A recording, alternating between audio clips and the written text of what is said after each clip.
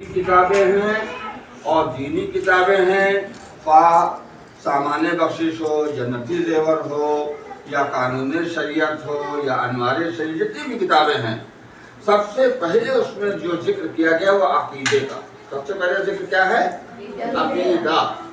عقیدہ کا مطلب یہ ہے، اور عقیدہ توحید ہے نا، اللہ کو ایک ماننا، اس کے رسول کو، اور اسی لیے کلمہ جو پڑھا جاتا ہے، پہلا کلمہ یا 7 کلمے تک کی ہیں، تو اس میں عقیدے کی پختگی ہی کا تذکرہ ہے نا، عقیدے کو۔ جسے آمنت باللہ و ملائکتہ و کتبہ و رسلہ، یہ کیا ہے؟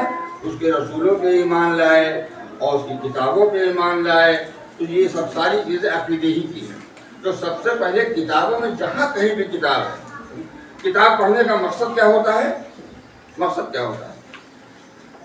مقصد یہ ہوتا ہے، جیسے کوئی کتاب آپ نے انوار شریعت پڑھی تو اس کا مقصد یہ ہے کہ ہم یہ شریعت کے قانون سے واقف ہو جائے، ہے نا۔ کہ ہر چیز کا ایک موضوع ہوتا ہے اور ایک موضوع ہے، اور اس کا مقصد نکلنا چاہیے، نتیجہ، ہے نا۔ جو جسے کوئی پوچھے کتاب پڑھے تو ان کا کہا ہوئی ہے، اس سے کہا حاصل نکلی ہے۔ تو ہر کتاب کو کوئی آدمی کوئی کام کرتا ہے، ایک مقصد کے لیے کرتا ہے کہ نہیں؟ اگر آپ دینی تعلیم حاصل کر رہے ہو، کیوں کر رہے ہو؟ اس لیے کہ ارکان اسلام، نماز، روزہ، جو اسلام کے ارکان ہیں، ان کو باقاعدگی طریقے سے ہم حل کر سکیں اور مصطفیٰ جان رحمت کے بتائے ہوئے قانون پہ ہم عمل کر سکیں۔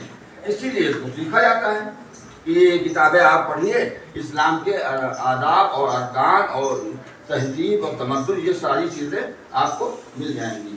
تو اسی لیے یہ انگلیاں 5 ہیں، تو اسلام کی بنیادیں کتنی چیزوں پہ ہے؟ 5 چیزوں پہ ہے۔ اور وہ کون کون سی ہیں؟ سب سے پہلے کتاب میں دیکھیے توحید کا ذکر آیا ہے نا، اور توحید کتاب میں بھی آیا ہے، اور کوئی بھی کتاب کھولیے گا عربی سے اردو کی تو اس میں سب سے پہلے توحید ہی کا ذکر ہے، یعنی عقیدے کا ذکر ہے نا۔ عقیدہ درست تو ساری چیزیں درست ہیں، اگر عقیدہ نہیں درست تو پھر دیکھو دیوبندی بھی پڑھاتا ہے، قادیانی بھی پڑھاتا ہے، شیعہ بھی پڑھاتا ہے، سارے مذاہب والے پڑھاتے ہیں، اور ہمارے یہاں بھی پڑھایا جاتا ہے، لیکن سب سے پہلے کتاب میں ذکر عقیدے کا آیا ہے۔ عقیدہ پہلے درست کرو، پھر سارے ارکان تمہارے لیے ہیں، ہے نا۔ پھر اب جب عقیدہ درست ہو گیا تو سب سے پہلے اور افضل عبادتوں میں سے کون سی عبادت ہے؟ کہا نماز۔ نماز کو کیوں رکھا گیا؟ اس لیے رکھا گیا کہ ساری چیزیں تو معاف ہو سکتی، بہت ہی بیمار ہو روزہ نہ رکھو، پیسہ نہیں ہے حج نہ کرے جاؤ، پیسہ بالکل نہیں زکات نہ نکالو، لیکن نماز یہ تو کوئی حال میں معاف ہے ہی نہیں، اٹھتے بیٹھتے چاہے جس حال میں ہو، ہے نا۔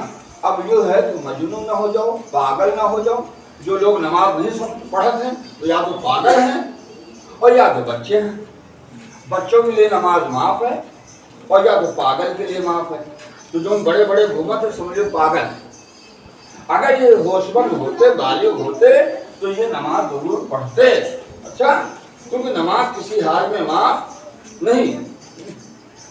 اب رہ گیا سوال اس کے نماز کے فوراً بعد، اور اولی پرشش نماز وہ اللہ کے یہاں بھی سب سے پہلے پوچھ جو ہوگی وہ نماز کی ہوگی۔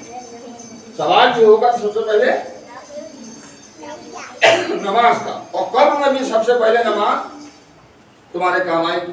نماز میں جتنے اعضاء لگتے ہیں قیامت قبر میں جیسے لگا کہ یہ چمکے لگی، دیکھو یہ لگت ہے۔ اور پچکلیان جانا تو پچکلیان بھینسوں ہوت ہے، پچکلیان گھوڑوں ہوت ہے نا۔ تو پچکلیان کی قیمت بہت ہائی فائی رہا ہے۔ اسی طریقے سے انسان کے اعضائے جسم میں 5 چیزیں یہ روشن ہوں گی، چمکتی ہوئی نظر، اور قیامت کے دن جب اٹھایا جائے گا تو یہی 5 چیزیں چمکیں گی، دور سے پہچان ظاہر ہو جائے۔ کون ہے یہ؟ کہ یہ نمازی ہے، یہ پیشانی، دونوں ہاتھ، دونوں پیر چمکتے ہوئے نظر آئیں گے، ہے نا۔ اچھا، ارکان اسلام یہ 5 ہیں۔ اب 5 کون ہیں؟ ایک تو توحید ہو گیا، یہ نماز ہو گیا، پھر اس کے بعد روزہ، پھر اس کے بعد زکات کا ذکر ہے، پھر اس کے بعد حج۔ یہ 5 چیزیں ہیں۔ ان 5 چیزوں میں سے اگر کسی چیز کا انکار کر دیا، ارے یوں ہم نے کر بس، ارے ہم روزہ نہ رکھ دیا، بہت کھل جاتے ہیں، तो इनकार कर देना ये इस्लाम से निकल जाना। अब तुम चाहे जो कुछ करो, इस्लाम से निकल गए हो, ये और बात है कि हम ना करें एक अलग चीज है, और अगर इनकार कर दिया तो इस्लाम से निकल गए। और अगर शादीशुदा होता है तो वो निकाहों से निकल जाता है। यही है, तो इन चीजों से इनकार ना किया जाए। फिर इसमें से एक उम्र कम कर दो। अब वजू पे आ जाइए। आप सबसे पहले पाकी का जिक्र आया है, पाक हो गए तभी सब कुछ है, और नापाकी। नाज़रीन इकराम, आज हम आपके बारगाह में बहुत दिनों के बाद हाजिर हुए हैं। मेरा नाम मोहम्मद अशफाक जामई है, राह हक चैनल आप देख रहे हैं। आज आपने गुफ्तगू समाअत की हज़रत अल्लामा मौलाना मोहम्मद मसूद आलम साहब क़िबला अशरफ़ी की, जिन्होंने जामिया वारसा सिराजुल उलूम के बच्चों को अरकान इस्लाम के बारे में कुछ तालीम दी, और ये बच्चे हज़रत से बहुत मुतासिर हुए। मैं शुक्रगुज़ार हूँ हज़रत का कि आप टाइम निकाल कर हमारे यहाँ हाज़िर हुए। अल्लाह ताला की बारगाह में दुआ है कि अल्लाह रब्बुल इज़्ज़त हज़रत को और ज़्यादा इल्म नाफ़ी अता फरमाए और उम्र में दराजगी अता फरमाए। तो नाज़रीन किराम, ये राह हक चैनल पर हम आपसे काफ़ी दिनों के बाद मुलाकात कर रहे हैं। अब हमारी नई वीडियोज़ आपकी बारगाह में आपके पास रोज़ पहुँचेंगी। अस्सलामु अलैकुम वरहमतुल्लाहि ताला व बरकातुहू।